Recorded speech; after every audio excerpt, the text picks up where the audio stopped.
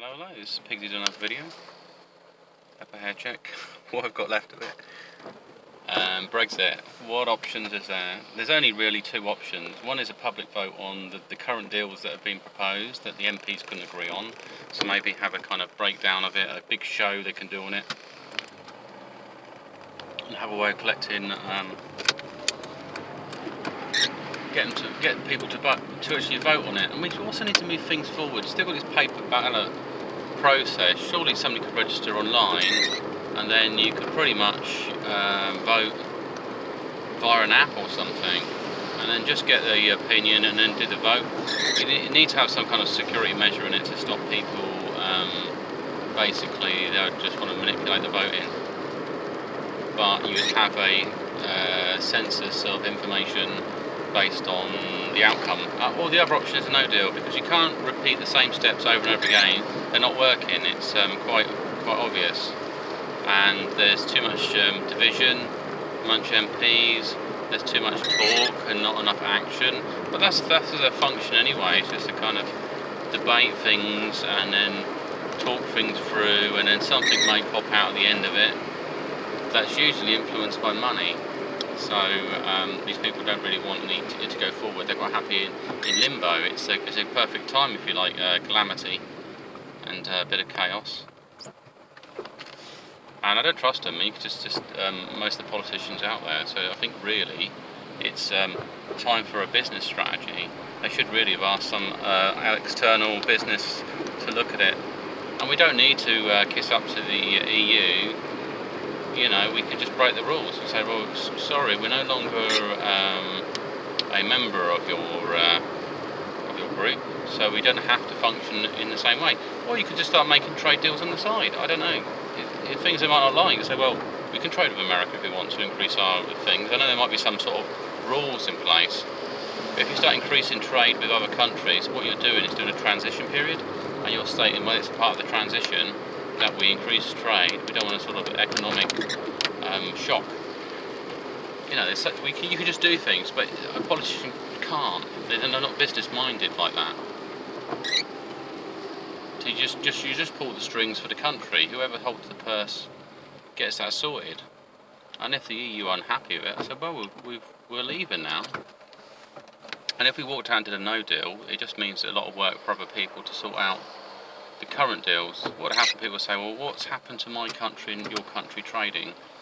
And all would happen would be that the same deal arrangement would be in place, trade, and it's negotiable up to, I don't know, for this year or something. It's renegotiated maybe every April or something like that, because it's a financial new year. It's quite a simple process, really.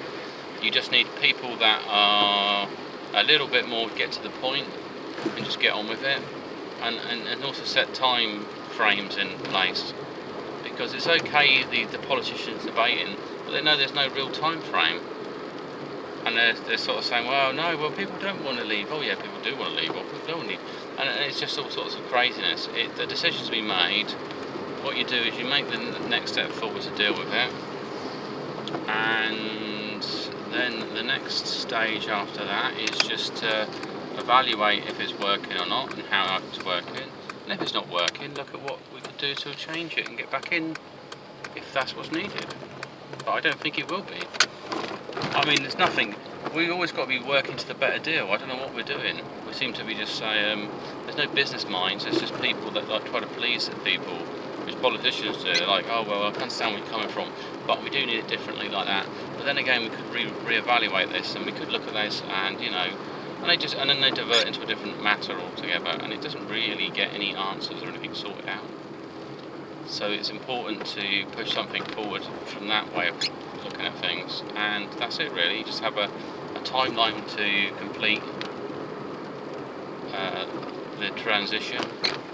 Accept there's a change in place and get on with it. You know, it's like a failed relationship. You don't want to keep running.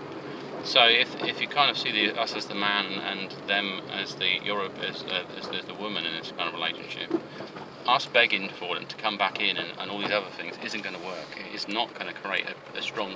It shows that our country is very weak, weak-minded, and no one respects that.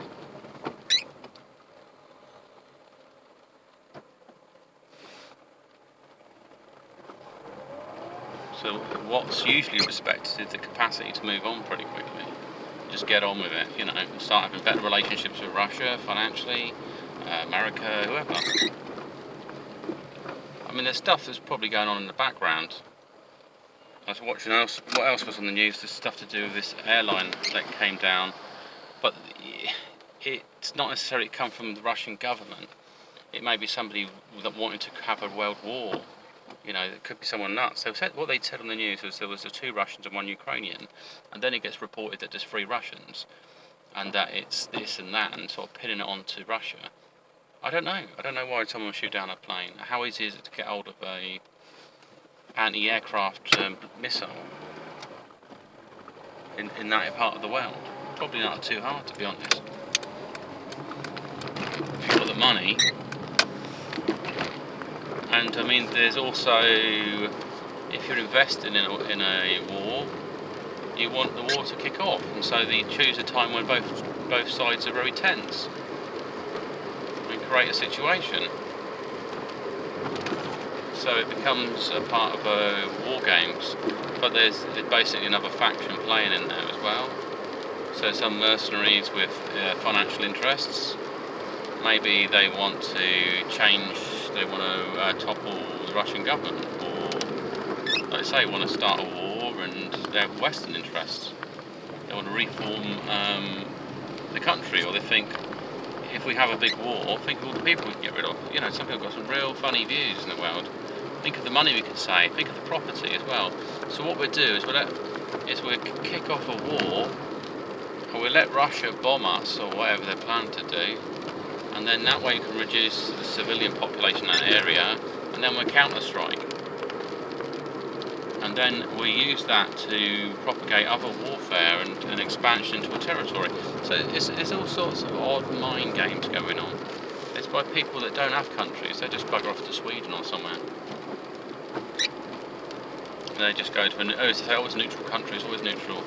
Yeah, that's because you don't want to get your hands dirty. It's a bit crazy country as well. It's got things. I don't like the euthanasia side of things in that. I can see that people, you know, have issues, but I can't see it. Well, I can understand people being critically ill, but there are cures to these things. You know, like for instance, fasting. Change a different route. They should really give some people some strong backed evidence. You shouldn't make them the casualties to sell the drugs.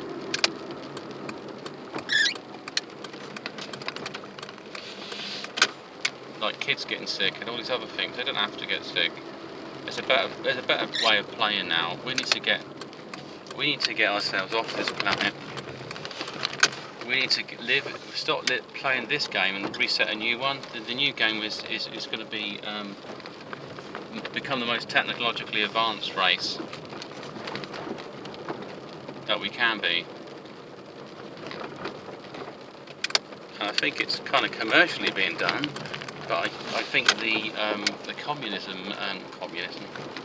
capitalistic things and all this has got to be resolved. That's what the game's about. It's a game of who can make the most money with the little use of resources, and so they just take other people's. Like risk, take over that country, take this resource. And war games, and I understand the population is growing, and we don't really have any natural predators apart from ourselves as humans, and we're all grown. We don't need to be breeding. We breed because we're under stress all the time. Maybe you could make a weird society where it's divided into men and women. A whole section of the country. That would change the population demographics. A lot less people get born. I don't know. There's a lot of issues we need to iron out as a race, and we need to embrace where we want to go with that. There's also a whole flipping solar system we got out there to conquer. You know, can conquer space.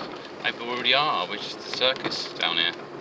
You just chuck random humans down here to mix and mingle, and just set it up as a circus.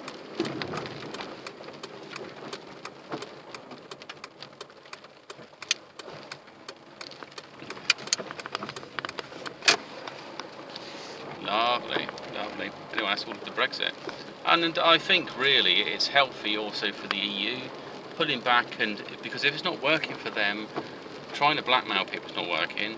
They've got to take a different approach. What are they offering that makes us want to stay in?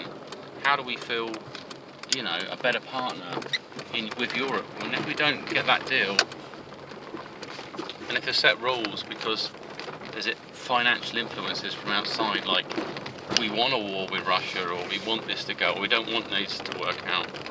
It's the secret society world we live in, where certain countries are divided.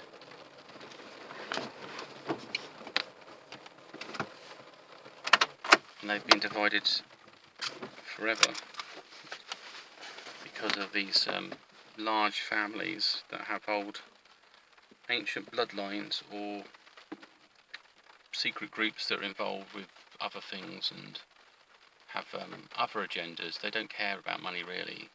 They have bigger agendas out there. Anyway, this is a big sign off, and speak to you then.